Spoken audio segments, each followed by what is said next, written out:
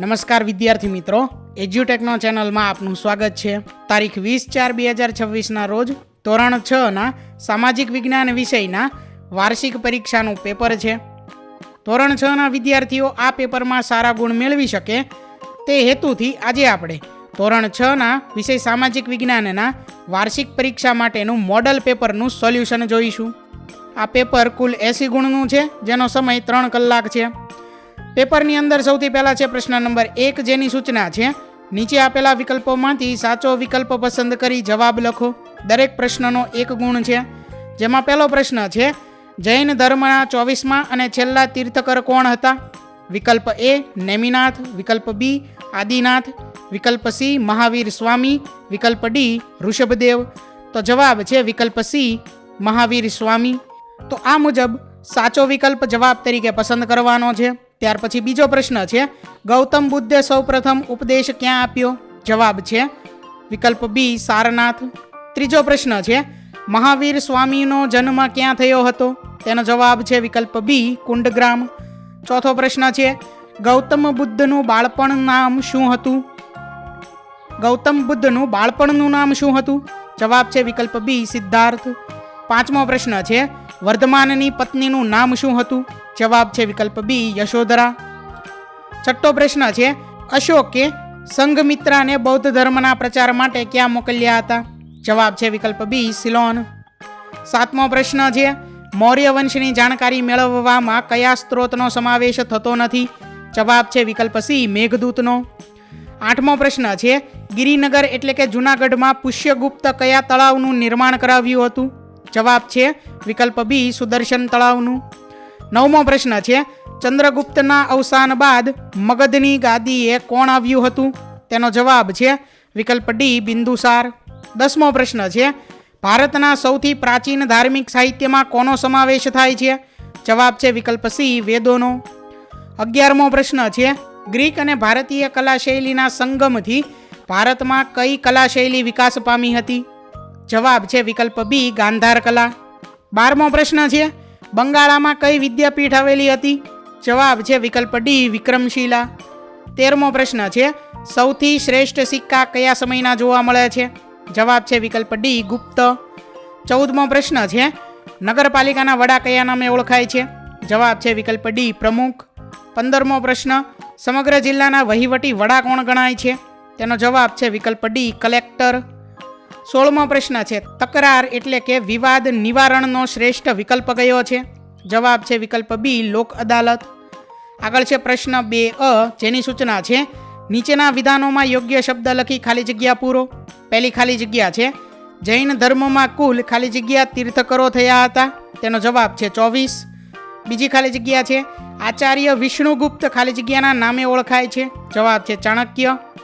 ત્રીજી ખાલી જગ્યા છે અશોકે પાટલીપુત્રમાં ખાલી જગ્યાના અધ્યક્ષ પદે ત્રીજી બૌદ્ધ ધર્મ પરિષદ બોલાવી હતી? જવાબ છે મોગલીપુત્ર તિષ્ય એટલે કે તિસ્સા।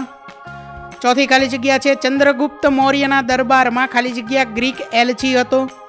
જવાબ છે મેગસ્થનીસ। પાંચમી ખાલી જગ્યા છે ખાલી જગ્યા ગુજરાતનું રાજ્ય પક્ષી છે? જવાબ છે સુરખાબ। છઠ્ઠી ખાલી જગ્યા છે તાલુકાના વહીવટી વડાને ખાલી જગ્યા કહે છે? જવાબ છે તાલુકા વિકાસ અધિકારી એટલે કે TDO। પ્રશ્ન 2B જોડકા જોડો। અહીં વિભાગ A અને વિભાગ B બે જોડકા આપેલા છે અને બાજુમાં તેનો ઉત્તર લખવાનો છે। વિભાગ A માંથી પહેલું છે મહાવીર સ્વામીનું જન્મસ્થળ, તો એની સામું જવાબ વિભાગ B માંથી આવશે C કુંડગ્રામ। વિભાગ A માંથી બીજું છે અર્થશાસ્ત્ર, તો એની સામું જવાબ આવશે E ચાણક્ય। ત્રીજું છે ચંદ્રગુપ્ત પહેલો, તો એની સામું આવશે A મહારાજા ધીરાજનું બિરુદ। ચોથું છે મહાભારત, તો એની સામું આવશે વિકલ્પ B જય સંહિતા। એટલે પહેલાની સામું C, બીજાની સામું E, ત્રીજાની સામું A અને ચોથાની સામું B આવશે। આગળ છે ત્યાર પછી પ્રશ્ન 3A, જેની સૂચના છે નીચેના વિધાનો ખરા છે કે ખોટા તે કહો। પહેલું વિધાન છે કે બુદ્ધને સારનાથમાં જ્ઞાન પ્રાપ્ત થયું હતું? આ વિધાન ખોટું છે। બીજું બિંદુસારના સમયમાં મગધ મૌર્ય સામ્રાજ્યમાંથી સ્વતંત્ર થઈ ગયું? આ વિધાન ખોટું છે। ત્રીજું હર્ષવર્ધનના પિતાનું નામ રાજ્યવર્ધન હતું? તો આ વિધાન ખોટું છે। ચોથું ઇલોરાની ગુફામાં મળી આવેલા બુદ્ધની જાતકથાઓના ચિત્રો જગવિખ્યાત છે? તો આ વિધાન ખરું છે। પાંચમું, મામલતદારની પસંદગી રાજ્ય સરકાર કરે છે, તો આ વિધાન ખોટું છે. પછી આગળ પ્રશ્ન 3બ જેની સૂચના છે, નીચેના પ્રશ્નોના ઉત્તર આપો, દરેકનો 1 ગુણ. જેમાં પહેલો પ્રશ્ન છે કે અશોકે ગૌતમ બુદ્ધના કયા કયા સિદ્ધાંતોના પ્રચાર પર ભાર મૂક્યો? અશોકે ગૌતમ બુદ્ધના પ્રેમ, દયા, કરુણા, અહિંસા, સદાચાર, અનુકંપા વગેરે સિદ્ધાંતોના પ્રચાર પર ભાર મૂક્યો હતો. બીજો પ્રશ્ન છે, હર્ષચરિતમના લેખક કોણ હતા? તો હર્ષચરિતમના લેખક હર્ષવર્ધનના મહાન કવિ બાણભટ્ટ હતા. ત્રીજો પ્રશ્ન છે કે ભૂમિ સ્વરૂપના મુખ્ય પ્રકારો કયા કયા છે? તો ભૂમિ સ્વરૂપના મુખ્ય 3 પ્રકાર છે, પર્વતો, ઉચ્ચ પ્રદેશો અને મેદાનો. ચોથો પ્રશ્ન છે કે અહીં એક ચિત્ર આપેલું છે, જે તીરનું ચિત્ર છે, જે ઉત્તર દિશા તરફનું તીર છે. તો તીરનું નિશાન કઈ દિશાનો સંકેત કરે છે? તો જવાબ છે વિકલ્પ એ, ઉત્તર દિશાનો. પાંચમું છે, અહીં એક રૂઢ સંજ્ઞા આપી છે, આ કઈ રૂઢ સંજ્ઞા છે? તો તેનો જવાબ છે વિકલ્પ સી, ઘાટ. છઠ્ઠું છે, આ કઈ રૂઢ સંજ્ઞા છે? તેનો જવાબ છે વિકલ્પ સી, દેશની રાજધાની. પ્રશ્ન 4અ જેની સૂચના છે કે નીચે આપેલ પ્રશ્નોના સંક્ષિપ્ત જવાબ આપો, દરેક પ્રશ્નના 2 ગુણ છે. જેમાં પહેલો પ્રશ્ન છે કે રોડ ઉપર કયા કયા રોજગાર કરતી વ્યક્તિઓ જોવા મળે છે? તો શહેરમાં રોડ ઉપર લારી કે દુકાન પર શાકભાજી વેચનાર, સાયકલના પંક્ચર અને તેની મરમ્મત કરનાર, બૂટ પોલિશ કરનાર, સોડા શરબત વેચનાર, કરિયાણું વેચનાર, રમકડા વેચનાર, હેર કટિંગ કરનાર, ગાડીઓના કાચ સાફ કરનાર, સાયકલ પર સફાઈના સાધનો વેચનાર, પીવાનું પાણી વેચનાર વગેરે જેવા રોજગાર કરતી વ્યક્તિઓ જોવા મળે છે. બીજો પ્રશ્ન છે, કેવી વ્યક્તિને રોજગારી મેળવવામાં સરળતા રહે છે? તો શિક્ષિત અને વિવિધ પ્રકારનું કૌશલ્ય ધરાવતી વ્યક્તિને રોજગારી મેળવવામાં સરળતા રહે છે. ત્રીજો પ્રશ્ન છે, સાંસ્કૃતિક ક્ષેત્રે હર્ષવર્ધનનું પ્રદાન જણાવો. તો સાંસ્કૃતિક ક્ષેત્રે હર્ષવર્ધનનું પ્રદાન મહત્વપૂર્ણ હતું. તેણે રાજ્યમાં બધા જ ધર્મોના વિકાસ માટે સ્વતંત્ર વાતાવરણ ઊભું કર્યું હતું. હર્ષવર્ધન સાહિત્ય, કલા અને વિદ્યા પ્રત્યે અનુરાગ રાખતો હતો. તેના સમયમાં કનોજના યુઆન વાંગના અધ્યક્ષપદે ધર્મ પરિષદ યોજવામાં આવી હતી. હર્ષના સમયમાં સંસ્કૃત ભાષામાં અનેક ગ્રંથો લખાયા હતા. તે કવિઓનું સન્માન કરતો હતો. બાણભટ્ટ, કવિ જયસેન અને મયુરભટ્ટ હર્ષવર્ધનના સમયના ઉચ્ચ કોટીના સાહિત્યકારો હતા. હર્ષવર્ધનના સમયમાં આવેલી ચીની યાત્રી યુઅન ક્વાંગે હર્ષના સાંસ્કૃતિક પ્રદાનની પ્રશંસા કરી છે. હર્ષ પોતે પણ ઉચ્ચ કોટીનો સાહિત્યકાર હતો. ચોથો પ્રશ્ન છે, તક્ષશિલામાં કયા કયા વિષયનું શિક્ષણ આપવામાં આવતું હતું? તો તક્ષશિલામાં નીતિશાસ્ત્ર, સંસ્કૃત વ્યાકરણ, ખગોળ અને જ્યોતિષ, હિન્દુ ધર્મ અને દર્શન વગેરે વિષયોનું શિક્ષણ આપવામાં આવતું હતું. પ્રશ્ન 4બ જેની સૂચના છે, નીચેના પ્રશ્નોના મુદ્દાસર ઉત્તર લખો. દરેક પ્રશ્નના 3 ગુણ છે. પહેલો પ્રશ્ન છે, ઉચ્ચ પ્રદેશ એટલે શું? ઉચ્ચ પ્રદેશના પ્રકારો જણાવો. જવાબ છે કે સમુદ્રની સપાટીથી આશરે 180 મીટરથી વધુ પણ 900 મીટરથી ઓછી ઊંચાઈ ધરાવતા અને ટોચ ઉપર પ્રમાણમાં ઉચ્ચ પ્રદેશોના ભૌગોલિક સ્થાન અને રચના ઉપરથી તેમના મુખ્ય 3 પ્રકારો પડે છે. પહેલું છે આંતર પર્વતીય ઉચ્ચ પ્રદેશ, બીજું છે પર્વત પ્રાંતીય ઉચ્ચ પ્રદેશ અને ત્રીજું છે ખંડીય ઉચ્ચ પ્રદેશ. બીજો પ્રશ્ન છે, રૂઢ સંજ્ઞાઓ એટલે શું? તેનો શો ઉપયોગ થાય છે?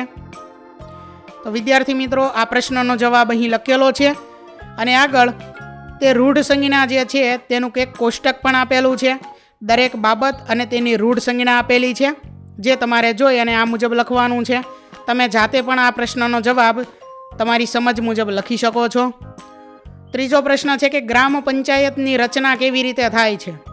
તો જવાબ છે કે ગ્રામ પંચાયત સ્થાનિક સ્વરાજ્યની સંસ્થાઓમાં સૌથી પાયાનો એકમ છે. સામાન્ય રીતે 500 થી 25,000 સુધીની વસ્તી ધરાવતા ગામોમાં ગ્રામ પંચાયતની રચના કરવામાં આવે છે. તેની ચૂંટણી દર 5 વર્ષે થાય છે. ગ્રામ પંચાયતમાં સભ્યોની સંખ્યા ઓછામાં ઓછા 8 અને વધુમાં વધુ 16 હોય છે. આખા ગામના વોર્ડ વહેંચવામાં આવે છે. ગામના મતદારો દરેક વોર્ડમાંથી એક ઉમેદવારને ચૂંટે છે. સરપંચની ચૂંટણી ગામના નોંધાયેલા બધા મતદારો પ્રત્યક્ષ રીતે મત આપીને ચૂંટે છે. ગ્રામ પંચાયતની ચૂંટણી કોઈ પણ રાજકીય પક્ષ દ્વારા કે કોઈ રાજકીય પક્ષના પ્રતીક દ્વારા લડાતી નથી. આ રીતે ગ્રામ પંચાયતની રચના થાય છે. ચોથો પ્રશ્ન છે કે તાલુકા પંચાયતના કાર્યો જણાવો. વિદ્યાર્થી મિત્રો, અહીં અમે અમારા મુજબ તાલુકા પંચાયતના કાર્યો લખેલા છે. તમે જાતે પણ તમારી મુજબ આ પ્રશ્નનો જવાબ લખી શકો છો. આગળ છે ત્યાર પછી પ્રશ્ન 5 મને ઓળખો, જેમાં પહેલું છે મારો છેડો જળ ભાગમાં અમુક વિસ્તાર સુધી ફેલાયેલો રહે છે. જવાબ છે ખાડી. બીજો પ્રશ્ન છે હું ચારે બાજુથી જળ વિસ્તારથી ઘેરાયેલો છું. જવાબ છે દ્વીપ. ત્રીજું છે હું બે જળ વિસ્તારોને જોડું છું. જવાબ છે સારંગ અથવા તો ખાડીઓ અથવા તો નાળા. ચોથું છે મારી 3 બાજુ સમુદ્ર અને 1 બાજુ જમીન છે. જવાબ છે પૂર્વ તટ. આગળ છે પ્રશ્ન 5બ માગ્યા મુજબ ઉત્તર લખો, જેમાં પહેલું છે હેતુ આધારિત નકશાના પ્રકાર લખો.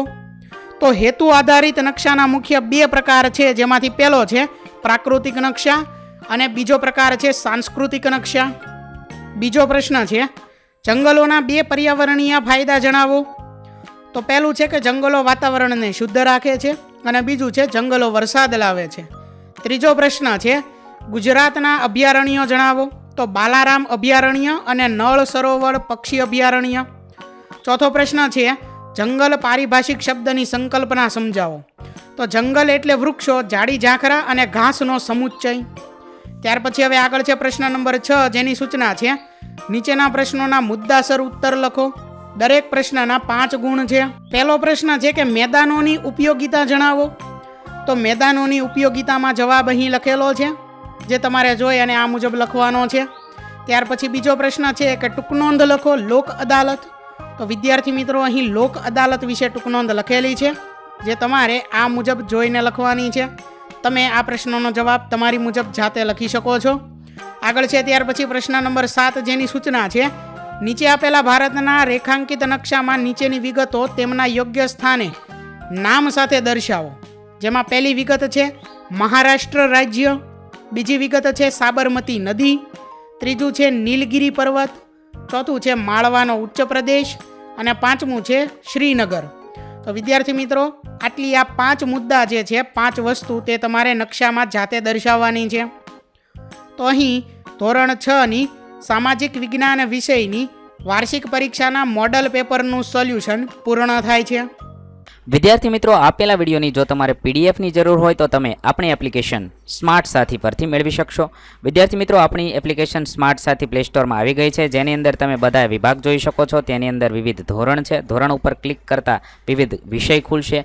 વિષય ઉપર ક્લિક કરતાં તેની અંદર આવતા પાઠ ખુલશે. તેની અંદરથી તમે પાઠ્યપુસ્તક પણ ડાઉનલોડ કરી શકો છો. તેની અંદર આપેલા પાઠમાં ક્લિક કરતાં તમે પાઠની પીડીએફ, સ્વાધ્યાયની પીડીએફ, સ્વાધ્યાયન પોથીની પીડીએફ, પાઠના વિવિધ વિડીયોઝ, સ્વાધ્યાયના વિડીયોઝ, સ્વાધ્યાયન પોથીના વિડીયોઝ બધું જોઈ શકો છો અને ડાઉનલોડ પણ માત્ર એક ક્લિકમાં કરી શકો છો. વિદ્યાર્થી મિત્રો, આપણી એપને સપોર્ટ કરજો, ડાઉનલોડ કરજો. થેન્ક યુ દોસ્તો. એજ્યુકટેકનો ચેનલ તરફથી વિડીયો નિહાળવા બદલ આપનો આભાર. આવા બીજા વિડીયોઝ નિહાળવા માટે અમારી યુટ્યુબ ચેનલ એજ્યુકટેકનો અત્યારે જ સબસ્ક્રાઇબ કરો. આભાર દોસ્તો.